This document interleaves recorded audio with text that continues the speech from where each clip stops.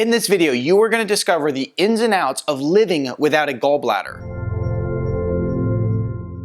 Hi, I'm Dr. Zarowski from NewVisionExcel.com. If you are new to the channel, it is such a pleasure to have you here. Be sure to subscribe and hit the little bell notification and join our notification community so that you can excel your health and your life.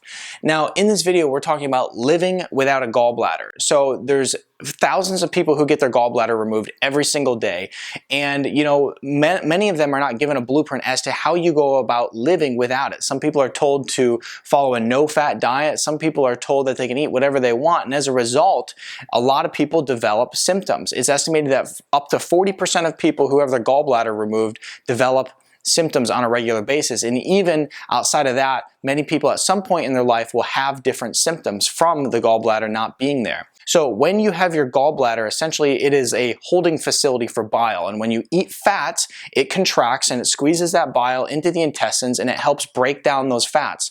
When you don't have your gallbladder, your liver still produces bile, but you just don't have that holding facility. The liver produces bile and it trickles into the intestines on a regular basis.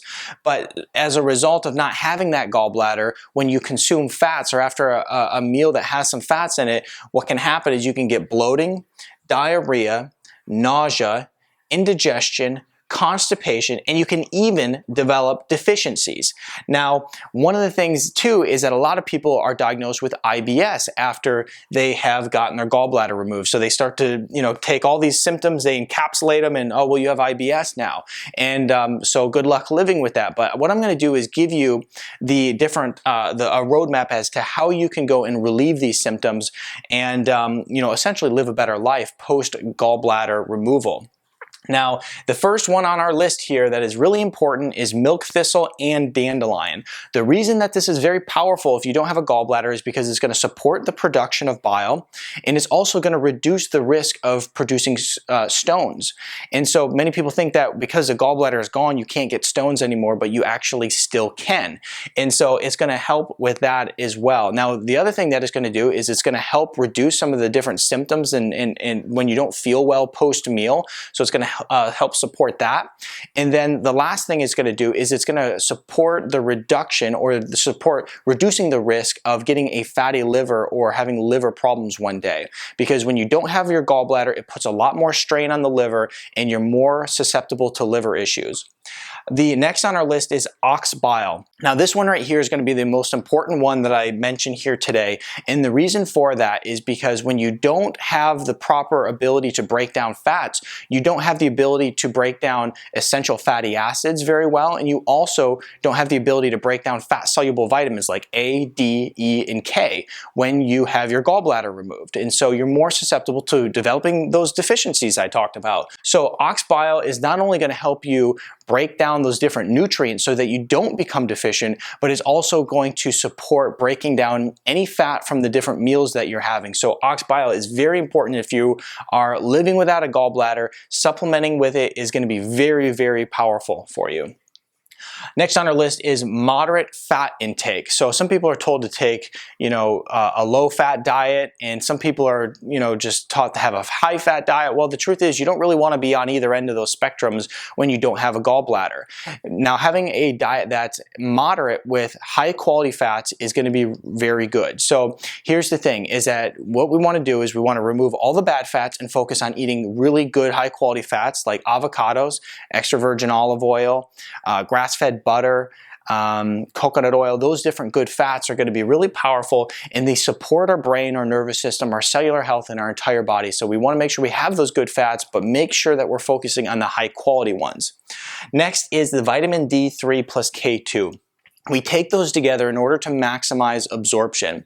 And the vitamin D specifically is very important because for one, a fat-soluble vitamin, you're going to have a harder time breaking that down as you get that gallbladder removed and post removal.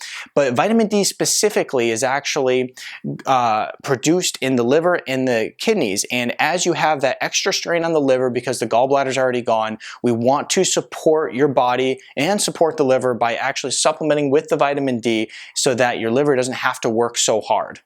Next on our list is remove food sensitivities. You know, when we look at where these gallbladder issues came from in the first place, food sensitivities are pretty high on the list that, you know, as to where it came from.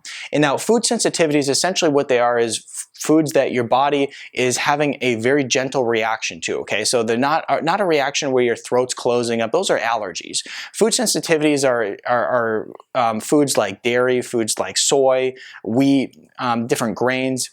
Essentially, those different foods right there can cause your body to have very gentle reactions, whether it's, you know, a light rash or acne or, you know, inflammation, those sorts of things. However, when you have a gallbladder, you want to remove those different foods. You can either test for it, or you can just remove some of those major foods, like I already mentioned, that most people are very sensitive to.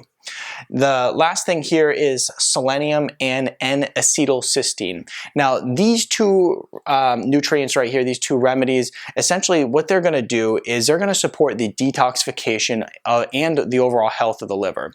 And this is very important. Once again, the liver is already kind of burdened in a way because the gallbladder is gone. So supporting these detox phases and taking N-Acetyl Cystine, which is a precursor to glutathione, the master antioxidant in the body, is going to be very important. So, you know, taking these two right here along with all the other things I mentioned are going to support you if you don't have a gallbladder in a huge way. They're all very powerful so that you can reduce having these different symptoms right here and ultimately live a better life. So if you have any questions, post them in the comment section below, and I will go ahead and link up down below too the diet that we follow when we're living without a gallbladder. But the last thing I'm going to ask you to do is subscribe to the channel, give this video a thumbs up, share it with your friends, and also check out my other videos over here that are going to help you live a healthy lifestyle, and I'll see you in the next video.